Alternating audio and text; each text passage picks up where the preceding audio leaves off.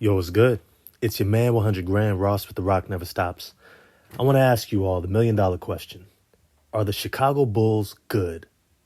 I want to dive into that in this video. If you enjoy it, smash the like button for me, hit subscribe and the bell for notifications. Look, this is a really kind of a topic I wanted to discuss for a while now because watching the Chicago Bulls, they had a really rough start this season. And I think a lot of us were like, oh, here we go again. The Chicago Bulls, mediocre, looking like they need to blow it up, but never will. Looking like things aren't working and they just stay the course. And actually kind of like how they have been doing since they gotten DeMar DeRozan, they figure it out. And when they figure it out, they become a little bit better than the median. They become a playoff team. And then they usually lose in the first round.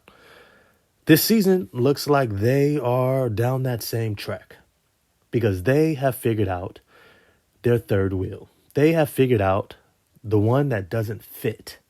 And conveniently, that individual is no longer playing due to their injury.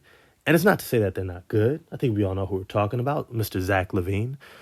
It's just to say that he doesn't fit what winning looks like for this organization, for this team.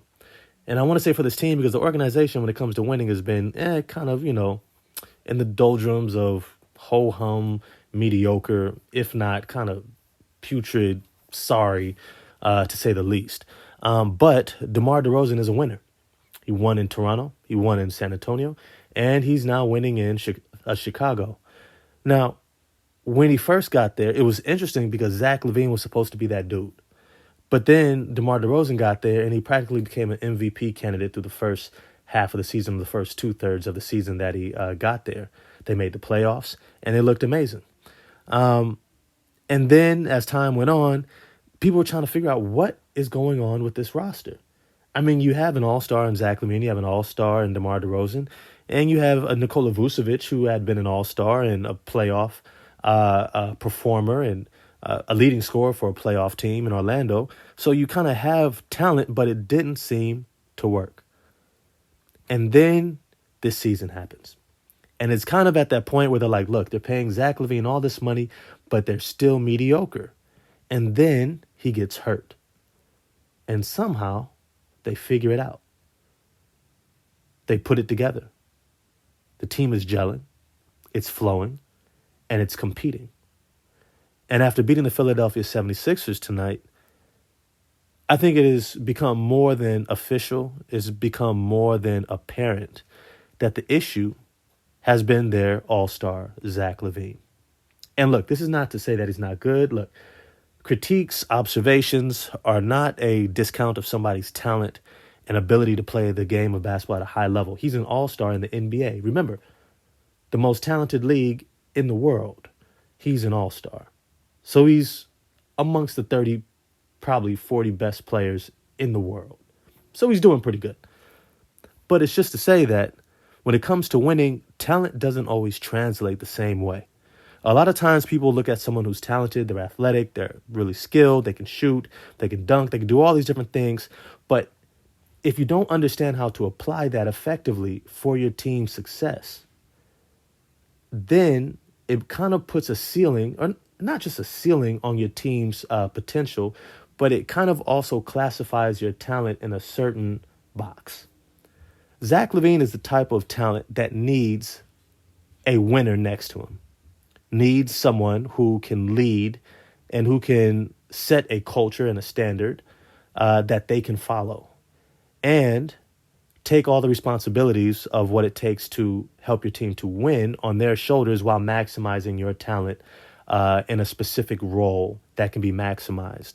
Well, for the Chicago Bulls, we now see DeMar DeRozan, Nikola Vucevic. These are winners. These are playoff players. These are guys who understand the game of basketball and know how to maximize their talent, their skills, which is immense.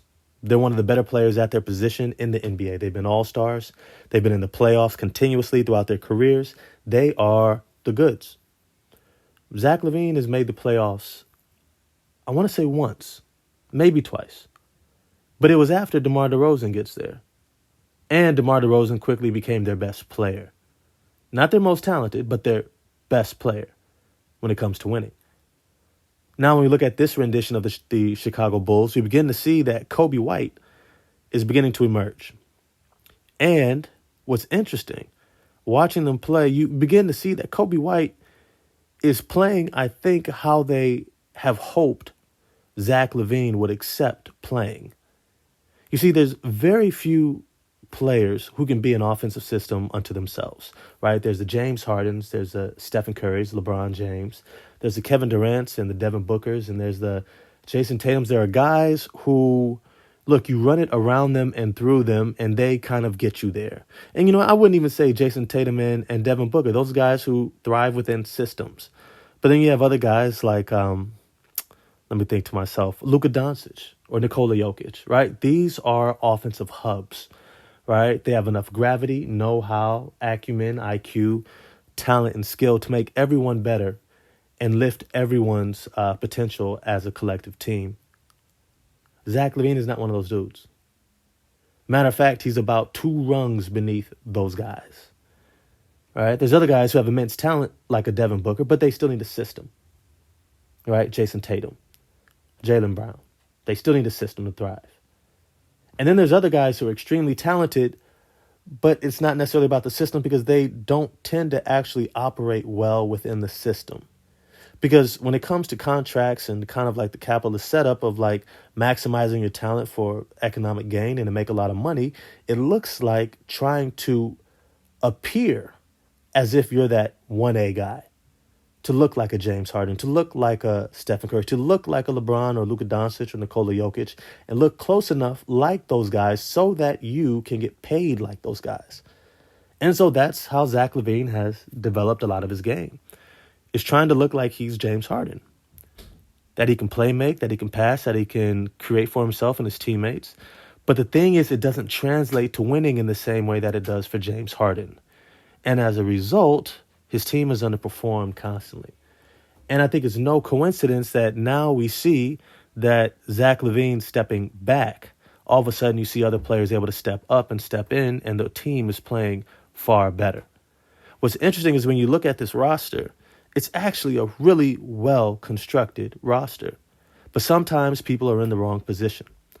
They're in the wrong roles. They're in the wrong lane.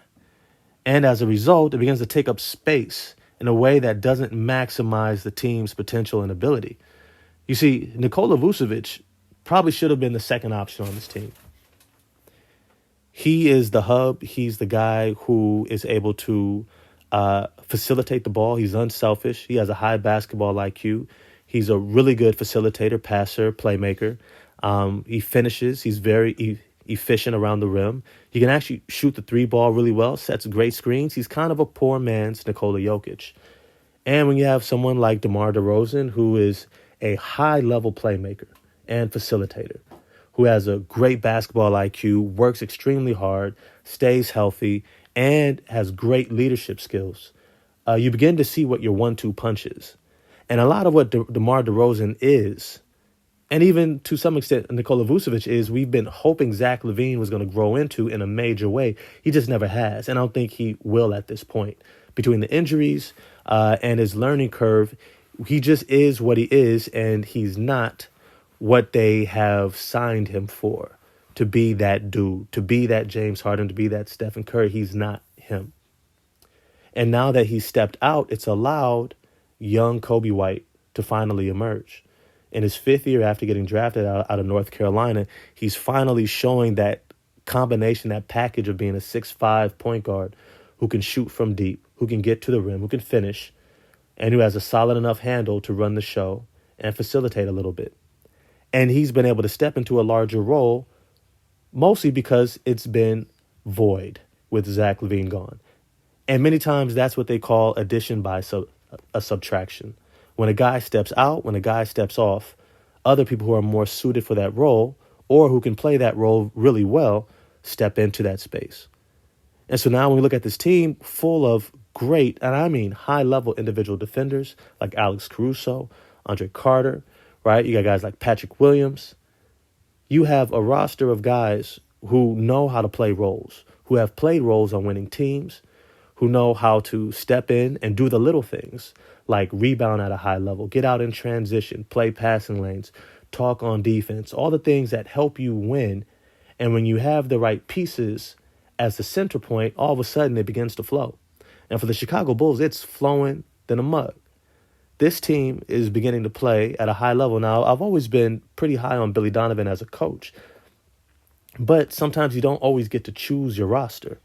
And when you are a coach of an NBA team, you're only going to go as far as your star.